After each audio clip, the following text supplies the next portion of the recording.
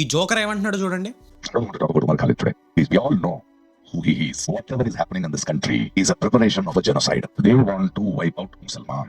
They want to wipe out tribal people. Umar Khalid hero అంట. ఇండియాలో Muslims మీద జెనోసైడ్ జరగబోతుందంట. జ్యోతిష్యుడు మరి. కాశ్మీర్ ఇండియాలో భాగం కాదు, ఇండియాయే కాశ్మీర్ని ఆక్రమించిందని చెప్పాడు.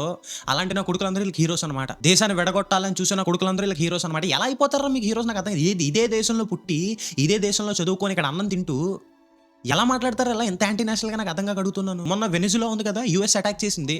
అక్కడ ఒక అమ్మాయిని జస్ట్ నార్మల్గా మీడియా అడిగింది, యూఎస్ఏ చేసింది కరెక్టా రాంగ్ అంటే తప్పండి అని చెప్పి, జస్ట్ తప్పు అని చెప్పినందుకు అమ్మాయిని తీసుకెళ్ళి జైల్లో వేస్తారు. అది అక్కడ ఉన్న ఫ్రీడమ్ ఆఫ్ స్పీచ్ని బ్రీచ్ చేస్తే వచ్చే పనిష్మెంట్.